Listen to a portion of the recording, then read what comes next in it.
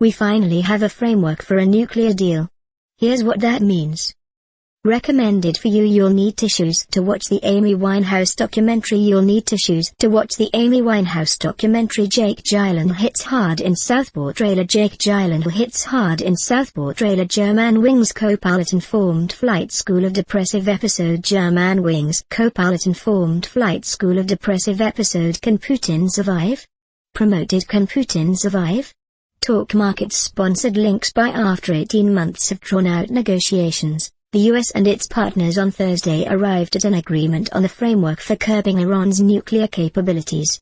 More how the US would destroy Iran's nuclear program. 5 best ideas of the day. April 3, Bluebell shuts down ice cream plant after illness. NBC News brewery celebrates Easter by making beer with Peeps. NBC News deadly flash floods, tornadoes slam Midwest and South. NBC News if that sounds tentative, that's because it is.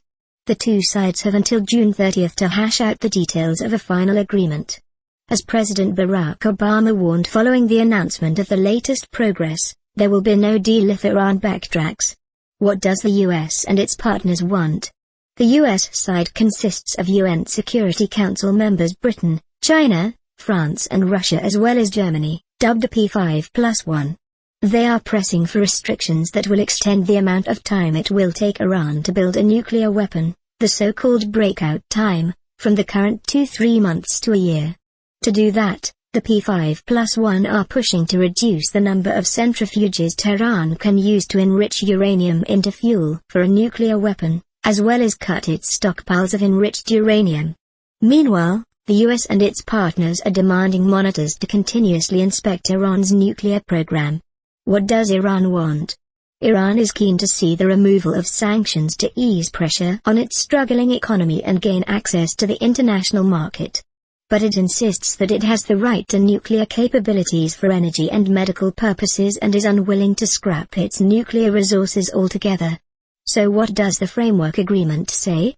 According to the framework agreement, Iran agreed to cut by 2/3 its supply of centrifuges, from roughly 19,000 to about 6,000, and retain only its earliest generation centrifuges. It said it would keep continuing enrichment far below levels necessary for a nuclear weapon and also agreed to reduce its stockpile of enriched uranium by 97%. But exactly how it plans to scrap its extra centrifuges and enriched uranium is the kind of question negotiators will be answering over the next 3 months. Finally, Tehran pledged to give the International Atomic Energy Agency access to all of its nuclear facilities and to its nuclear supply chain. If Iran cheats, the world will know, Obama said.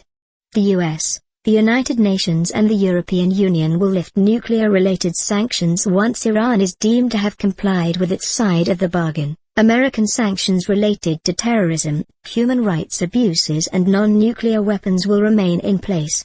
Meanwhile, the US will be poised to snap back nuclear sanctions if Iran backpedals.